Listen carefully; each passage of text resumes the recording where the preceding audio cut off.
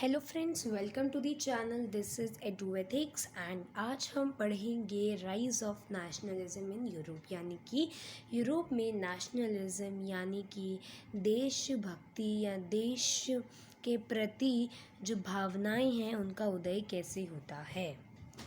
तो यहाँ पे आपको ये इमेज दिखाई गई है। इस इमेज में आप देख सकते हो, ये है statue of liberty. Statue of liberty यानी जो आज़ादी को दर्शाता हो।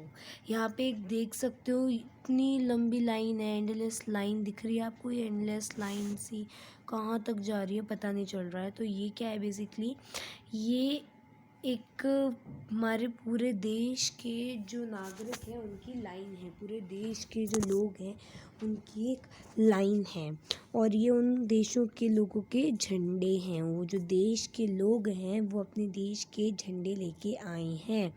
जैसे जर्मन के लोग जर्मन का झंडा लेके आए हैं, फ्रांस के लोग फ्रांस का झंडा लेके आए हैं, भारत के लोग भारत का झंडा लेके आए होंगे। तो लोग झंडे लेकर आए हुए हैं। ऊपर आप देख सकते हो कि ये एक फीमेल फिगर है जिसने एक हाथ में charter of rights of man यानी कि मनुष्य के मौलिक अधिकारों का एक तरफ चार्टर पकड़ा हुआ है, एक पन्ना पकड़ा हुआ है, और दूसरी तरफ उसने लाइट ऑफ एनलाइटमेंट पकड़ा हुआ है। इस हाथ में लाइट ऑफ एनलाइटमेंट पकड़ा हुआ है।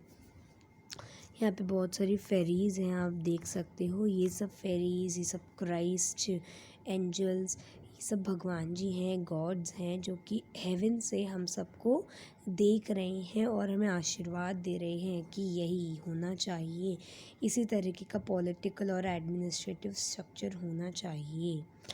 तो ये सब आपका किसने बनाया है, क्या है? तो ये बनाई है पेंटिंग फ्रेडरिक स्यूरो ने, जो कि एक फ्रेंच आर्टिस्ट हैं, और ये पेंटिंग बनाई गई थी 1848 में। इन्होंने 4 पेंटिंग्स बनाई थी, उसमें से ये पेंटिंग नंबर 1 है और इसका नाम क्या है? The pact between nations. इसका नाम है द पैक्ट बिटवीन नेशंस। इस पेंटिंग का नाम है द पैक्ट बिटवीन नेशंस। अब यहाँ पे बहुत अलग अलग तरह के लोग हैं, तो वो लोग कौन कौन से हैं उनके बारे में जान लो। यहाँ पे सभी मेन वेमेन हैं ऑफ ऑल एजेस, सभी एजेस के, सभी उम्रों के। और कौन कौन है यहाँ पे? यहाँ पे यूरोप और अमेरिका के लोग हैं, इंडिया नहीं है बेसिकली। यहाँ पे यूरोप और अमेरिका के लोग हैं।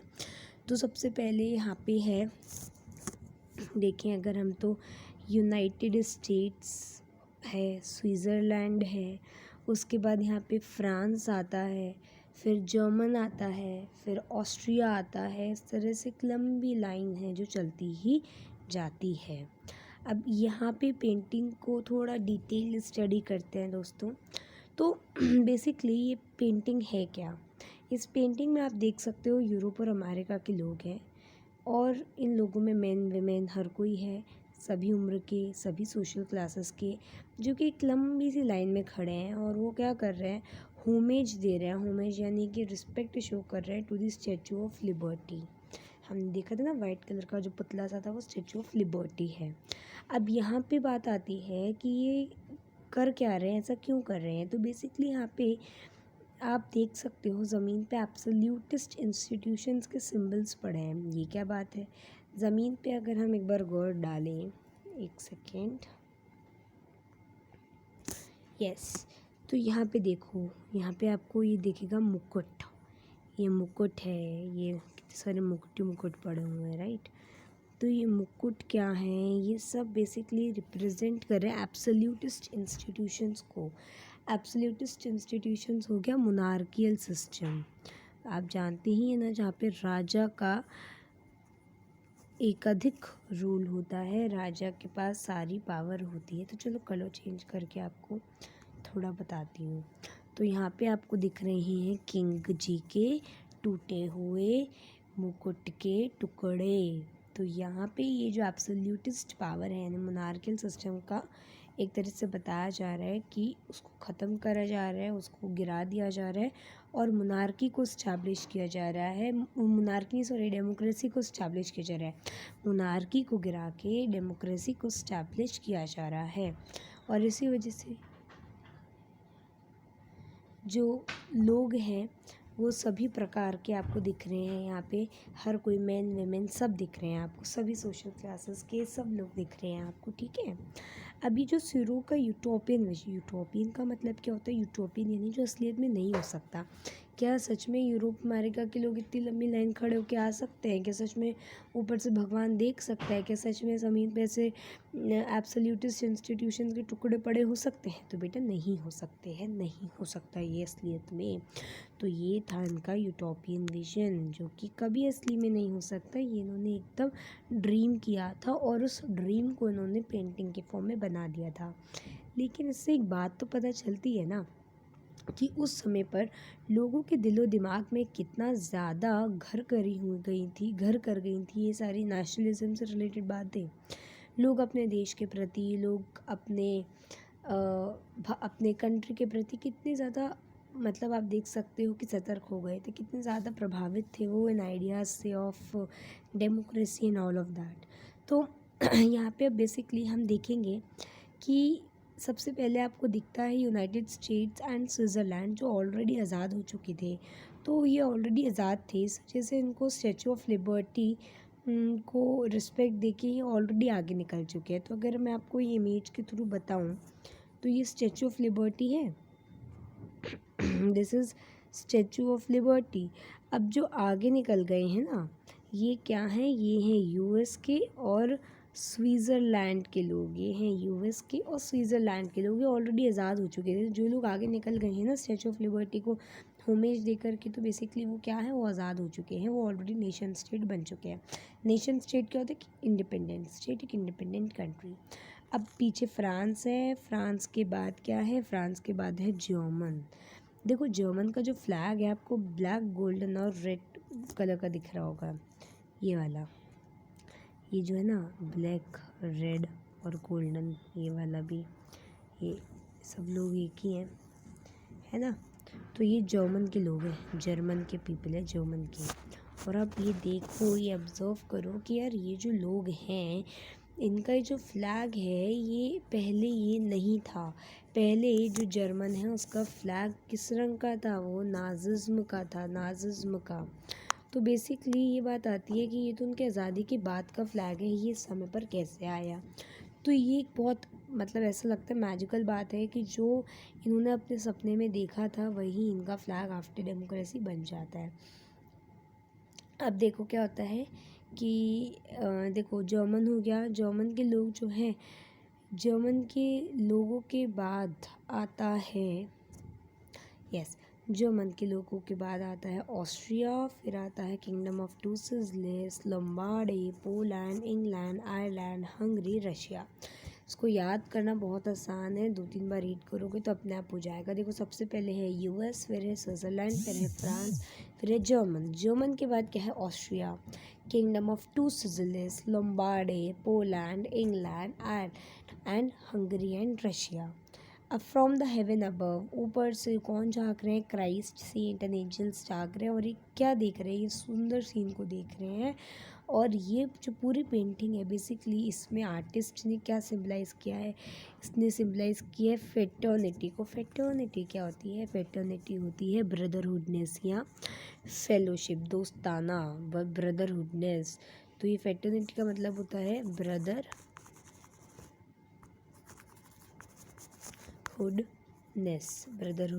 मतलब भाईचारा। अब यहाँ पे इस चैप्टर में देखो, हम 3 चीज़ें देखेंगे। हम बेसिकली देखेंगे नेशन स्टेट का इमर्जेंस। हम सबसे पहले बात करते हैं मल्टी नेशनल डायनेस्टिक एम्पायर। सबसे पहले ये हमारे दुनिया में थी।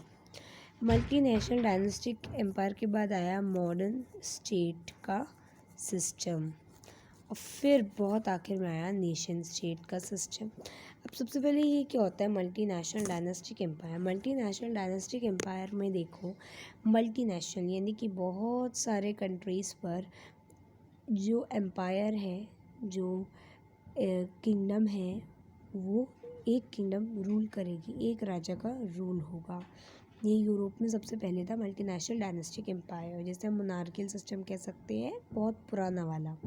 मॉडर्न स्टेट में क्या हुआ, जब भी मोनार्कियल सिस्टम थोड़ा बेटर हुआ, थोड़ा सुधरा, और अब क्या हुआ, एक डिफाइंड टेरिटरी होगी और उसी डिफाइंड टेरिटरी के अंदर जो राजा है वो रूल करेगा, है ना, और वो सोवरेन पावर एक्सरसाइज करेगा। सोवरेन पावर क्या होता है, सोवरेन पावर होता है up top most power, sovereign power कह लो, सेंट्रलाइज्ड पावर कह लो, बात एक ही है। अब फिर आती है नेशन स्टेट। नेशन स्टेट में क्या होगा, एक डिफाइंड टेरिटरी होगी और उस टेरिटरी में जो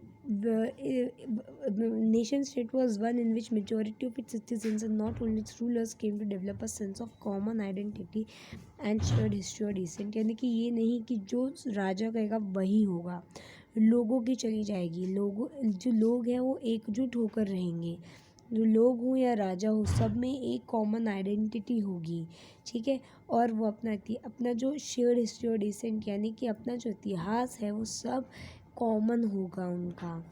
ये जो कॉमननेस की भावना है उस समय से पहले नहीं थी, नेशन स्टेट के मजन से पहले नहीं थी।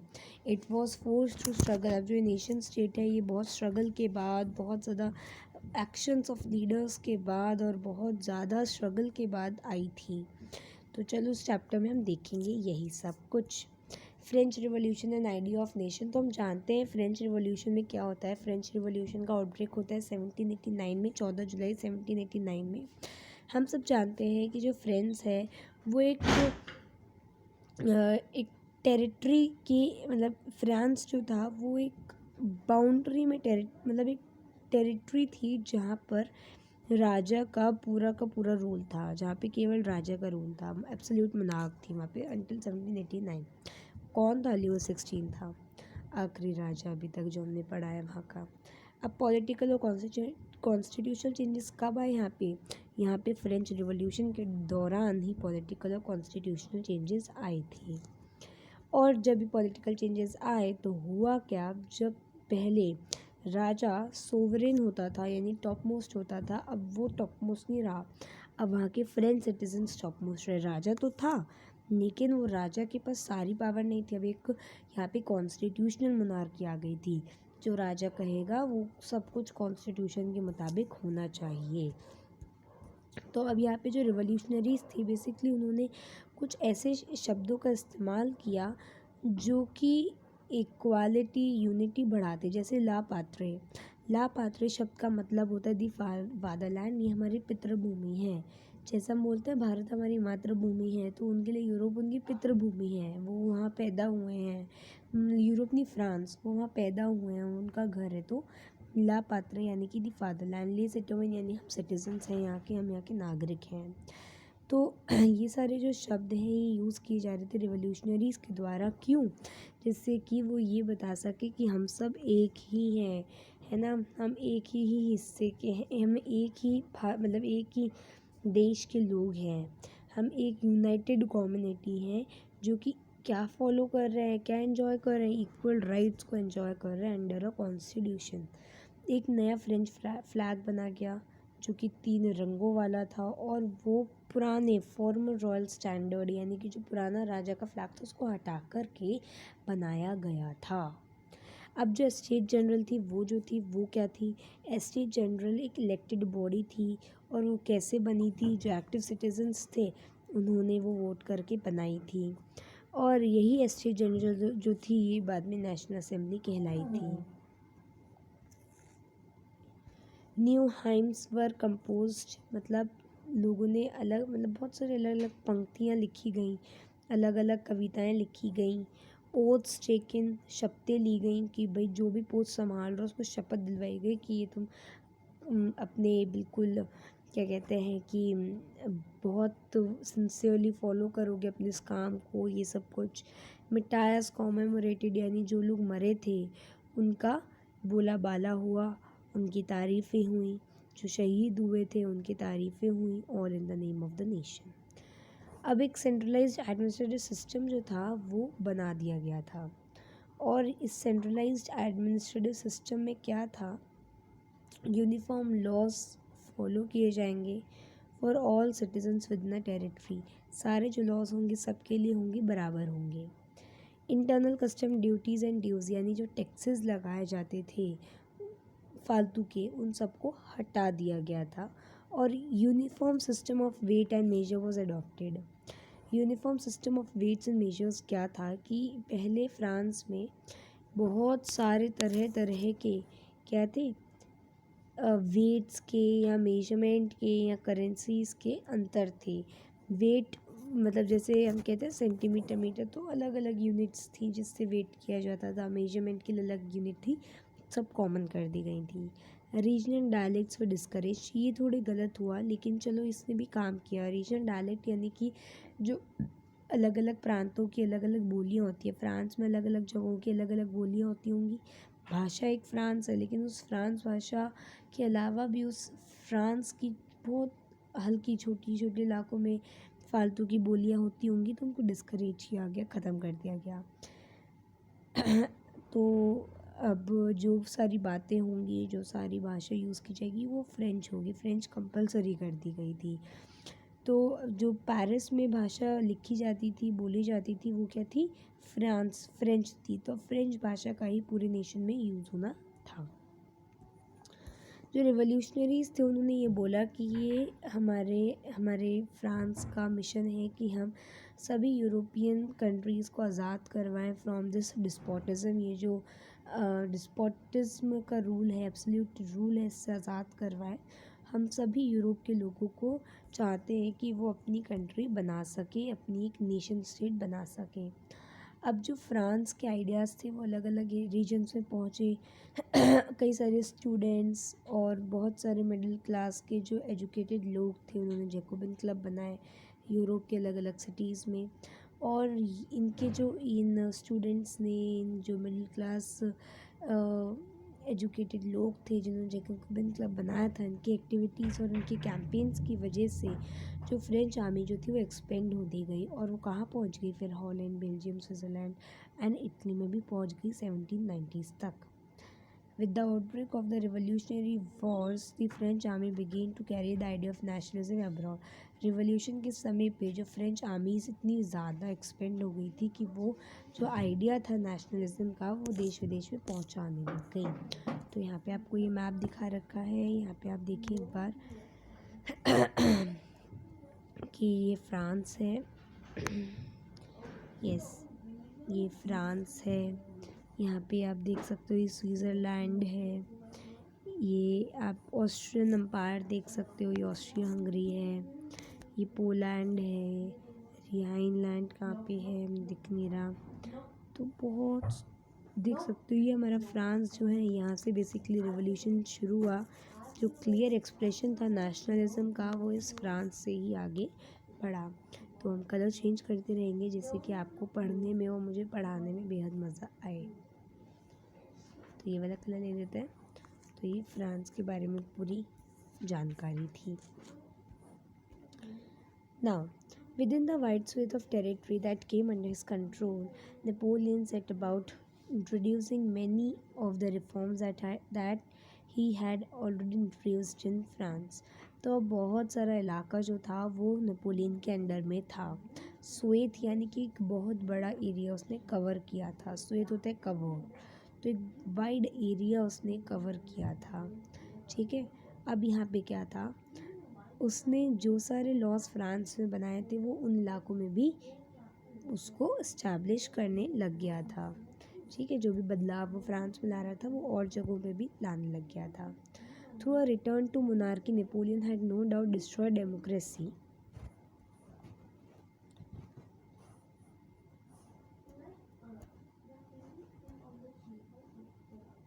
तो अब यहाँ पे क्या होता है कि through a return to monarchy, अब जैसे ही मोनार्की आती है, जो नेपोलियन था, no doubt destroyed democracy in France. जैसे ही भी आया नेपोलियन जो कि मोनार्की लाता है, वो फ्रांस को हटा देता है, मतलब फ्रांस में डेमोक्रेसी को हटा देता है। लेकिन एडमिनिस्ट्रेटिव फील्ड में वो जो भी रिवोल्यूशनरी प्रिंसिपल्स थे, यानी कि क्या प्रिंसिपल्स थे, जो डेमोक्रेटिक प्रिंसिपल्स थे, जो डेमोक्रेसी चाहती थी, जो डेमोक्रेसी था, उसके कई सारे जो प्रिंसिपल्स थे, यानी बहुत सारी चीज़ें ऐसी जो डेमोक्रेटिक थी, वो इसने नेपोलियन ने इंट्रोड्यूस कर दी in order to make whole system more rational and efficient. Rational यानी बैलेंस्ड बनाने के लिए, एफिशिएंट यानी बेहतर बनाने के लिए। इसने रिवोल्यूशनरी प्रिंसिपल्स को, यानी जो रिवोल्यूशन चाहता था, डेमोक्रेसी चाहता था, तो उसके प्रिंसिपल्स को उसने बहुत ज़्यादा फॉलो किया। अब ये एक सिविल कोड ऑफ कंडक्ट लाया 1804 में, ये बहुत इम्पॉर्टेंट है। सिविल कोड ऑफ कंडक्ट को नेपोलियनिक कोड भी कहा जाता है। इसमें क्या था, जो भी सारी extra privileges based on birth थी वो हटा दी गई। जो कुछ खास लोगों को मिलती थी, नोबल्स को मिलती थी या फर्स्ट एस्टेट को मिलती थी, वो हटा दी गई।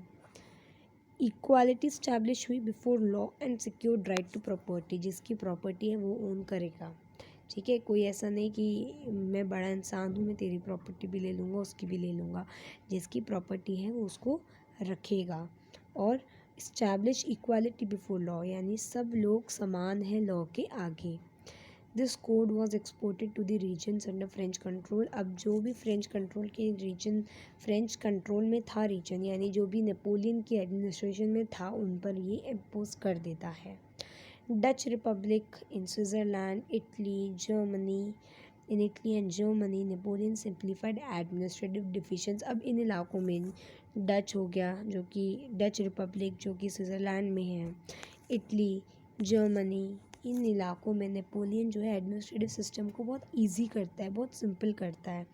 ये क्या करता है, ये फ्यूडल सिस्टम ख़त्म कर देता है, यानी कि जो ये एक्स्ट्रा पेमेंट करते थे, एक्स्ट्रा रेवेन्यू पे करते थे बेचारे फार्मर्स, हटा देता है ना। Freed peasants from serfdom and manorial dues. Manorial dues होते थे कि ये जो इनके मेनोरियल ड्यूज, जो आप जानते हो ना कि बड़े बड़े लैंड ओनर्स होते थे, इन पे ड्यूज़ लगाते थे, इन पे बहुत ज़्यादा टैक्स लगाते थे, तो वो सब ख़त्म कर दिया। सर्वडॉम से मुक्ति मिलवा दी पीजेंट्स को। सर्वडॉम क्या होता है कि हम तो भी तुम्हारे सर्वेंट हैं, वो सब ख़त्म करवा दिया। In the town too, guild restrictions were removed. Guild restrictions क्या होती हैं, देखो गिल्ड का मतलब क्या होता है, गिल्ड होता है समूह बनाना है, संगठन बनाना। तो पहले क्या होता था कि बिजनेसमैन लोग अपना एक संगठन बना लेते थे, तो बहुत सारे ऐसे संगठन थे।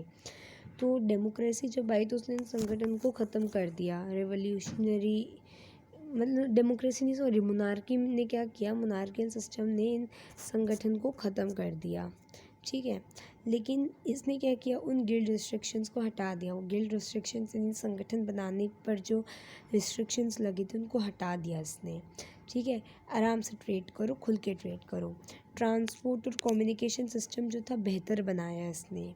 पीजेंट्स, आर्टिसंस, वर्कर्स और new businessman enjoy new found freedom. तो भाई जो भी पीजेंट लोग थे, जो भी आर्टिसन लोग थे, जो भी पीजेंट लोग थे, जो आर्टिसन लोग थे, जो वर्कर्स थे, जो नए बिजनेसमैन लोग थे, सबको अच्छा लग रहा था, सबको आज़ादी महसूस भी हो रही थी, ठीक है। अब क्या हुआ, businessmen and small-scale producers of goods in particular began to realize that uniform laws, standardized weights and measures, and a common national currency would facilitate the movement and exchange of goods and capital from one region to another.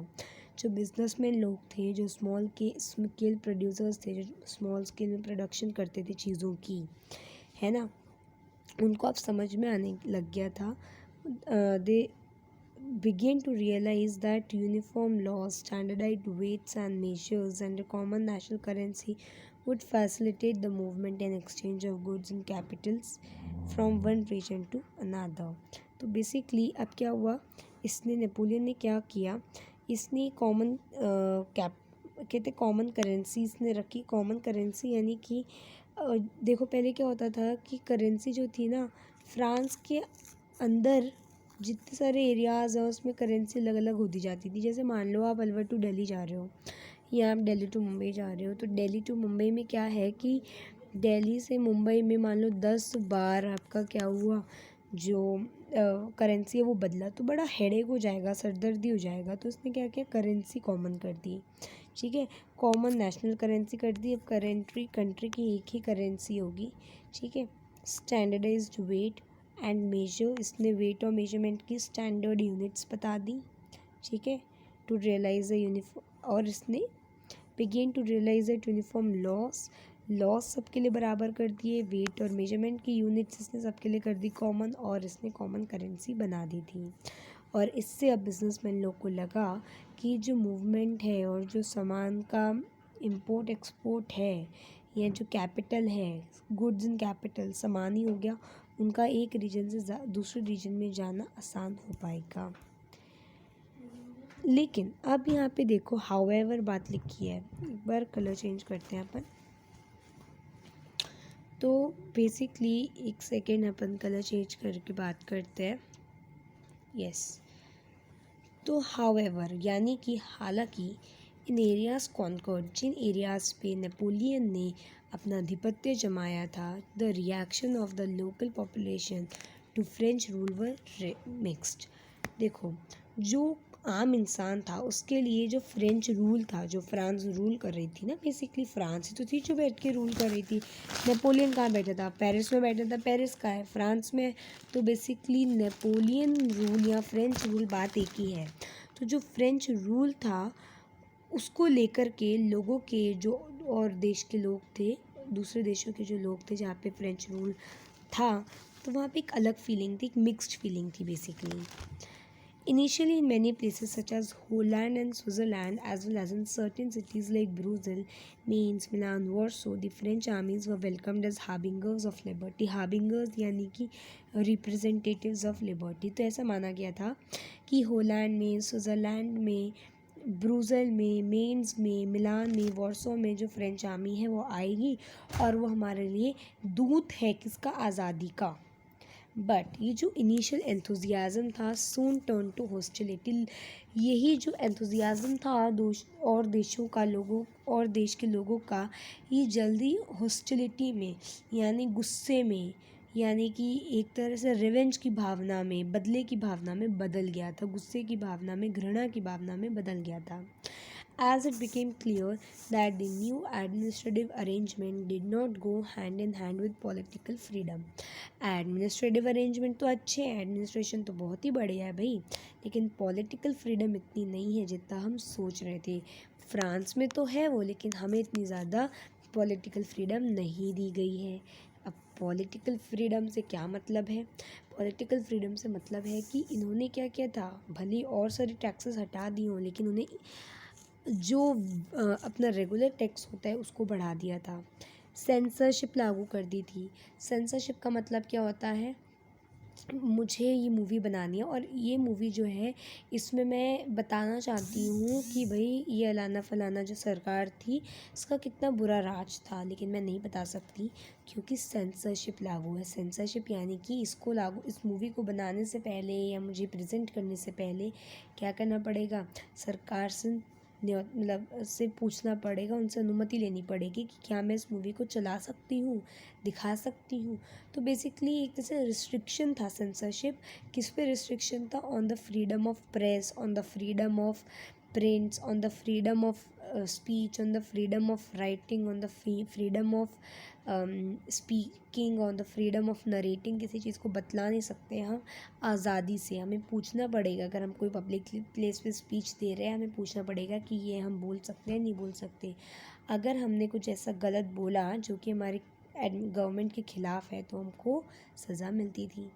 Forced conscription in the French armies. Forced conscription, conscription का मतलब होता है recruitment. तो अब बड़ा ज़बरदस्ती करके जो रिक्रूटमेंट हो रहा था ना फ्रेंच आर्मीज़ में, डिफरेंट कंट्रीज़ के लोगों का, जो नेपोलियन बोनापार्ट था रिक्रूटमेंट कर रहा था फ्रेंच आर्मीज़ बनाने के लिए, ठीक है। और फ्रेंच आर्मीज़ इस तरह से बढ़ती जाएगी और वो पूरे यूरोप को कॉन्कर करने में फिर सफल हो जाएगा। All seem to overweight the advantage of the administrative changes. भले ही एडमिनिस्ट्रेटिव चेंजेस अच्छे हों, लेकिन यहाँ पे जो उसकी खामियां हैं ना, जो पॉलिटिकल फ्रीडम इसने रिस्ट्रिक्ट करी है, ये ज़्यादा बुरी चीज़ थी। मतलब कि इसके सारे अच्छे काम कम थे, इसके बुरे काम ज़्यादा हो रहे थे। अब making of nationalism in Europe part 2 हम नेक्स्ट क्लास में देखेंगे। तब तक के लिए थैंक यू, बाय बाय। और आप हमारे चैनल को सब्सक्राइब करना, शेयर करना बिल्कुल नहीं भूलें। अगर आपको कोई भी डाउट हो तो आप हमको जल्दी कमेंट सेक्शन में बता सकते हैं। Thank you.